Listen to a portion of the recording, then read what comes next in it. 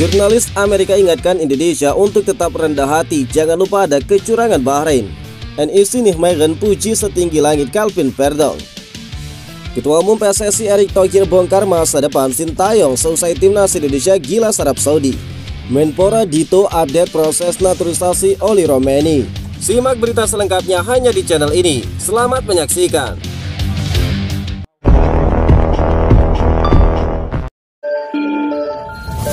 Menpora RI Dito Aritejo berbicara mengenai proses naturalisasi Oli Romeni. Dia mengaku PSSI menargetkan sang pemain bisa membela timnas Indonesia pada Maret 2025.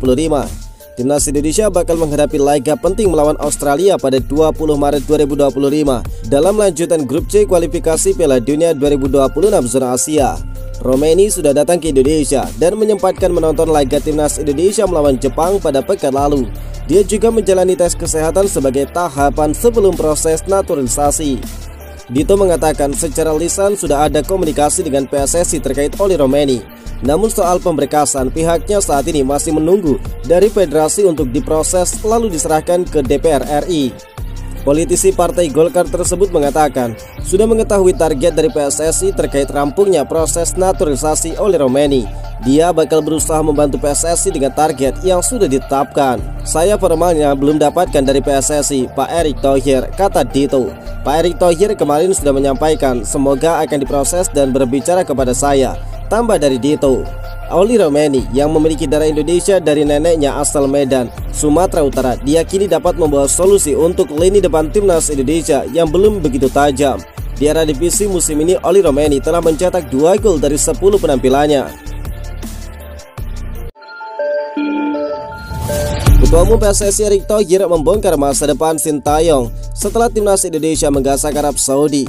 Dikatakan Erick Thohir, Sintayong tetap bakal dievaluasi walaupun skuad Garuda meraih kemenangan perdana di grup C ronde ketiga kualifikasi Piala Dunia zona Asia. Hasil positif ini membuat Indonesia naik ke peringkat ketiga klasemen grup C dengan torehan 6 poin.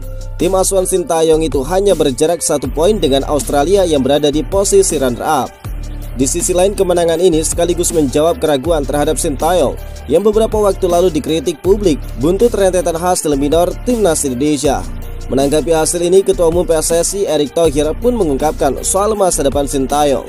Erick Thohir menegaskan bakal tetap melakukan evaluasi secara keseluruhan terhadap Sintayong dan juga timnas Indonesia.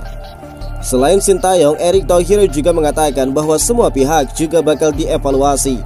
Pria yang juga menjabat sebagai Menteri BUMN tersebut mengatakan bahwa evaluasi memang harus dilakukan. Soalnya situasi saat ini 4 tim memiliki 6 poin yang sama dan hanya berbeda selisih gol. Untuk itu dia bakal melakukan evaluasi dan harus mempersiapkan tim dengan baik untuk Maret mendatang. Ya, semua kan kita harus pastikan kita ada waktu sampai Maret, jadi kita harus benar-benar hitung. Ingat, Januari itu ada transfer window, jadi beberapa pemain kita pasti ada hal-hal yang harus diperhatikan. Dan pasti yang saya selalu bilang, kita harus punya 2 kali 11 pemain. Semoga saja Mes dan juga Dix bisa recovery, bisa memperkuat lagi lini pertahanan kita, ujar dari Erick Thohir.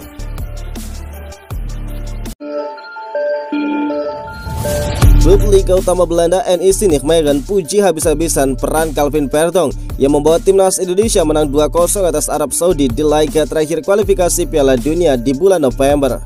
Calvin Verdong dinilai membawa kesuksesan besar bagi timnas Indonesia. Hal itu disampaikan oleh NEC Nijmegen dalam situs resminya.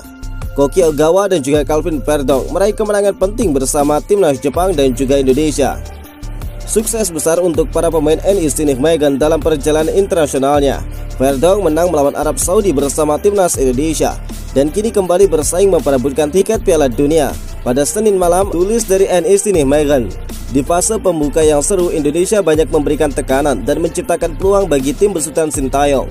Setelah setengah jam, tim menghadapi dirinya sendiri dengan gol pembuka. Marcelino mencetak gol memanfaatkan umpan dari ex pemain NEC Nijmegen, Ragnar Oratmangun, sehingga membuat supporter heboh di Stadion Bung Karno yang berukuran begitu raksasa. Tulis dari NEC Nijmegen, kemenangan timnas Indonesia membuat mereka kini berada di peringkat ketiga grup C kualifikasi Piala Dunia. Klub Verdong tersebut menilai bahwa timnas Indonesia saat ini sedikit demi sedikit bakal mengintip peluang untuk lolos lewat 2 tim teratas. tim Indonesia juga bisa diam-diam mengincar posisi kedua, di mana Australia saat ini berdiri. Socceroos hanya meraih hasil imbang, kata NEC Megan. Ragnar Oratmangun mengaku memetik pelajaran penting dari kemenangan timnas Indonesia atas timnas Arab Saudi. Pertandingan tersebut telah membuktikan satu nilai positif bagi skuad Garuda. Ragnar mengatakan sebuah pembelajaran dalam laga itu adalah timnas Indonesia mampu menjadi sebuah tim yang tangguh saat melawan kesebelasan yang lebih berkualitas. Alhasil mereka mampu meraih kemenangan atas tim asal Timur Tengah tersebut. Kami belajar tentang kerja keras sebagai tim. Kami punya banyak peluang bagus dan harus mencetak gol. Laga ini membuktikan kami tidak hanya kuat dalam bertahan tetapi juga secara keseluruhan, ungkap Ragnar Oratmangun. Pemain 26 tahun itu mengatakan pola pertahanan timnas Indonesia pun cukup rapat untuk membendung tekanan. Menurutnya skema penyerangan timnya juga berjalan cukup efektif. Jika kami bertahan dengan baik, tidak mudah dilakukan dan bisa mencetak gol dari peluang-peluang emas, tambah dari Ragnar Oratmangun. Kemenangan ini membuat timnas Indonesia kini berada di posisi ketiga klasemen dengan 6 poin. Jumlah itu didapat dari sekali kemenangan, 3 kali imbang dan 2 kali kekalahan.